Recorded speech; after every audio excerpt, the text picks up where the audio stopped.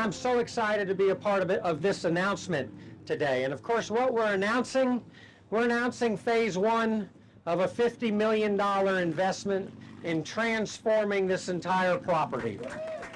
Yep. And while this is a project for Jefferson and our students, it's also a project for this community and all the people who get off the interstate and come into downtown Louisville and who form their opinion about downtown Louisville based initially upon what they see as they enter. We want this to be a gym that really opens a gateway to downtown Louisville the way it should be opened. And I want to start then by recognizing our partners in LouMed, the Louisville Medical and Education District that we formulated a couple of years ago. We've gotten off on a solid footing, and I'm sort of happy to be the first big grand announcement of a project that's taking place within the footprint of LouMed. And I want to recognize some of our LouMed ambassadors that are here. They move throughout the community. They support the people who are here, helping guide them, advise them, give them some pathfinding ways, and just a wonderful greeter to this community. And our healthcare and our educational community need that kind of responsiveness out and about in our area. And of course, they never let me drive the truck, but I'm glad it parked right here. We're at the dawn of a sort of an elevated generation for our students. For decades now, this college has dreamed of transforming this campus. Didn't start with me, didn't start in the last decade. In fact, Dr. Tony Newberry is here in the back somewhere. Where's Tony at? No, you can't hide Tony. There he is, right there. Plans were made many, many years ago to try to make this transformation, and I'm just happy it's me and not you that gets to do this today, Tony, okay? So it's good stuff. We're calling this Jefferson Rising because we know this is the next logical step in the progression of this college. We've been remarkably successful over our existence, but in the last decade, we've tripled our graduation rate. We've dramatically increased our retention rate. The proportion of our students who come from impoverished areas, socioeconomically challenged sort of situation, we've increased that. 42% of our student body is diverse. We are the most diverse college or university in the state of Kentucky. Yes, and this one surprises people. We're also the fourth largest. It goes UK, U of L, WKU, Jefferson, and then Eastern Kentucky University. And they don't like me saying that. So we're strengthening one of Louisville's greatest assets, preparing students for jobs for the future, and meeting the workforce needs of today. It's the same quality education, but we know with these new facilities, our students are going to have a sense of pride in place. And that's going to help motivate them to be more successful, to persist a degree, and we just know what this is going to do for us. So now I'd like to introduce one of our key champions for this project, our community leader, Mayor Craig Greenberg. Thank you so much, Ty, and good afternoon, everyone. It is so exciting to be here to truly celebrate Jefferson Rising. Jefferson is such an important institution in our city and in our state. My family goes back a long way. My mother used to be an English teacher here at Jefferson many moons ago. I myself took a summer class during the summer of one of my college years here at Jefferson very many years ago as well. And to see the continued growth and opportunity that this university is given to students and people across our entire city is absolutely amazing. So Ty, to you and your entire team, to Jim, to you and the board of Jefferson, thank you to everyone who has continued to invest in this institution so that more people have opportunities to either pursue a four-year degree after they graduate or to go right into a good paying career path job. There are so many opportunities across our city today that you can have great opportunities to provide for your family, to grow and have a great career, to learn skills that one day you can own your own business, and you can get them right here at Jefferson, in the buildings on this side of Broadway, on the south side of Broadway. And all of these opportunities are wonderful. And just to see what this new project is going to do for downtown Louisville is so critically important. And that's one of the reasons why I am so excited, because downtown Louisville is truly on the cusp of some amazing revitalization right now. And one of the biggest and most important projects that is happening in downtown is this project that we're here to celebrate today. And so I am so excited for its future, not just for the additional buildings and the more students that can learn and have opportunities to succeed because of their education at Jefferson, but because the green is not only going to be on the LuMed trucks and the LuMed block by block uniforms. Thank you all so much. We can already tell the difference by having you all here in the LuMed district. Just in the few short months, you all have been ambassadors in the LuMed district. But I'm excited for the green that is going to be on the ground, the new grass, the new park that is going to be right here to serve everyone who's affiliated with Jefferson and anyone who comes through downtown Louisville. And so congratulations. You will continue to have the strongest possible support from my entire administration. Ty, we are so excited about the future of your institution and this project. Congratulations. Thank you, sir. Good job. Thank you very much. Thank you, Mayor. We're going to hold you to that. We need that support. We're also honored to be joined by another strong supporter of workforce training and development efforts throughout the state of Kentucky. And projects like this, especially in higher education, can't get done without state support. So I mentioned this as a $50 million all-in phase one project. The state has stepped up to the tune of about $22.5 million of that for us in terms of their investment in what we're trying to do here. And so a lifelong educator and coach, Lieutenant Governor Jacqueline Coleman, understands the importance of education in moving communities forward. So we're proud to have her join us today. Lieutenant Governor Coleman.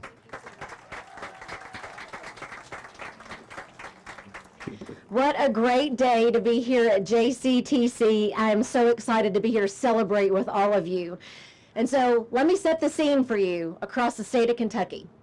Since 2019, Governor Beshear and I have announced more than 860 private sector new locations and expansions worth more than $26 billion in new investments. This type of investment has never happened in the history of Kentucky.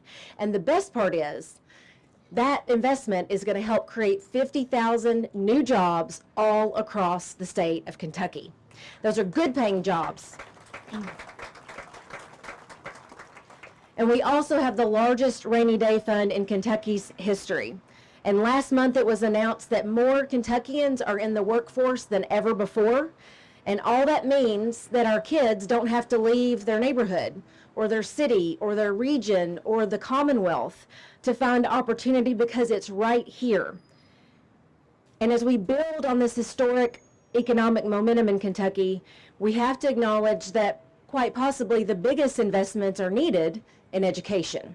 And so that's why today and days like today are so important, because the future of Kentucky's economy, that economy I just described to you, is in these classrooms today. That is exactly where the future lies.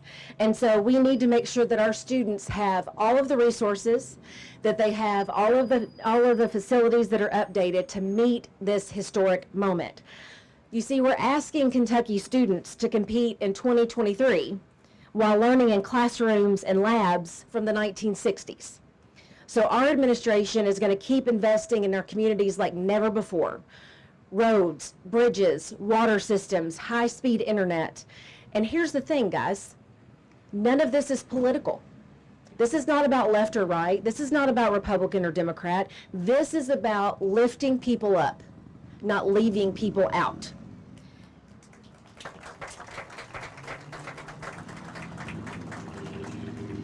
And you know, Governor Beshear and I will always choose people over politics and focus on the issues that matter to our families. As the highest elected teacher in Kentucky, I would argue that there is no more important issue to our families than the education of their children that provides the trajectory that we need to make sure that our families thrive. And if we do this right, we can take 3 years of progress and turn it into 30 years of prosperity.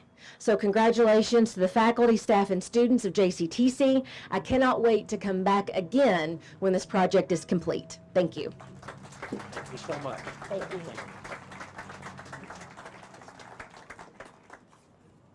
Thank you so much, Lieutenant Governor Coleman. Our next speaker is keenly aware of the value of partnerships between employers and Jefferson. And he happens to be chair of the Jefferson Board and has been since I've been here for over 7 years. So he's earned his stripes in that role, just trying to maintain me a little bit, I think. Jim Lancaster is the chair of our board of directors. He's the CEO of Landtech, a major manufacturing firm here in the community, and he regularly works with us, partnering in recruiting, retaining, and upskilling employees for himself and for other manufacturers in the community. Jim, a few words. I'm absolutely thrilled to be a part of this kickoff of the Jefferson Rising campaign because of what it means for the future of our students, what it means for the future for employers like me, for what it means for the future of this neighborhood. You know, through my role, first running a manufacturing firm and secondly as a board member at Jefferson, I've come to really understand the vitally important role that Jefferson plays in the educational community here in Louisville.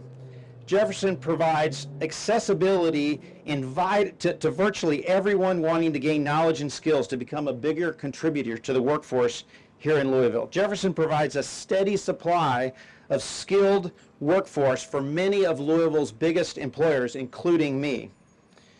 Jefferson provides a low or in most cases no cost access to the first half of a 4-year pathway to 4-year degree. And Jefferson provides training programs to employers as well as we try to upscale our workforce. Louisville has potentially a very, very bright future in terms of job creation because of where we are positioned. Areas like healthcare, manufacturing, logistics, and others. However, one of the biggest challenges we have as a community in taking advantage of that growth potential is the availability of a skilled workforce. Without that skilled workforce, we can't grow. We must make gaining the education necessary for today and tomorrow's jobs more attractive to potential students. It's critical. The changes, improvements that Jefferson Rising will bring to this campus will do just that. It will make getting the education needed more attractive to more students. That means more students receiving life-changing skills and capabilities and the potential earnings that provides. That means more skilled candidates that employers like me need to hire. And it means the community as a whole enjoys a more attractive Broadway corridor and the benefits from a more highly educated workforce. Exciting days here at Jefferson. Thank you, Ty.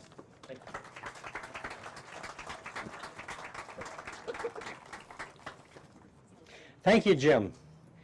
At Jefferson, we remain focused on helping students open doors to their best possible lives. It's why we do what we do and why we're so excited to launch this next generation of this college. The Jefferson Foundation is a crucial resource in helping students gain a quality education here through the financial support of scholarships, loans, investments in non-tuition items, and then also just supporting the college in general with the many needs that our students have. So Jeff Jasnov is here as chair of the Jefferson Foundation, and I've asked him to share a few words about the impact that the Jefferson experience has on a student's life. Jeff? Thanks, Dr. Handy. Good afternoon, Jefferson supporters. I include all of us here today in that category, especially our Lieutenant Governor, Mayor, state and local legislators, our board, our faculty, our staff, and I see some students out here today too, so that's terrific. As chair of the foundation, I am fortunate to see the impact of our investments in this institution. In 2020, when Jefferson opened its Advanced Manufacturing Information Center, right over there, our investment reached many young people interested in starting careers in industrial maintenance technology, computerized machining and manufacturing. These two areas continue to be central to the economic growth of our communities. We also saw partners in industry find ways to train their current staff for tomorrow's technology through our modern facilities and program, thus stabilizing and strengthening productivity. Jefferson College has always been focused on attracting and keeping forward-thinking, dedicated students. When underprepared students need support, Jefferson provided smaller classes with caring faculty. When students are challenged by increasing costs of higher education, Jefferson offers a high-quality education at a cost that generally can be covered by federal financial aid with no loans. Jefferson is also sensitive to the basic needs of our students. Here goes one of those motorcycles, huh? Maybe they just need a muffler. I don't know.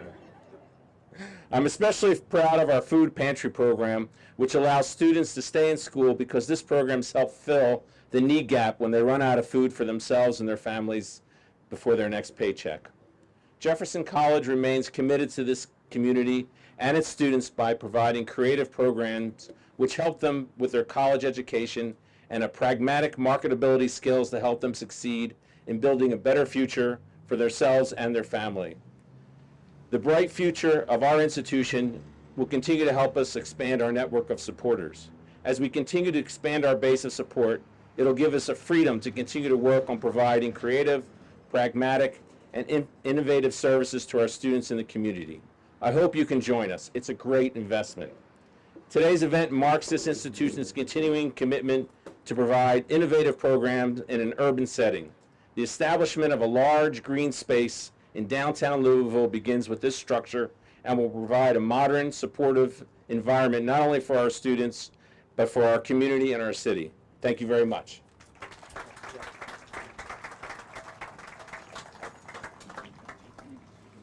Thank you, Jeff.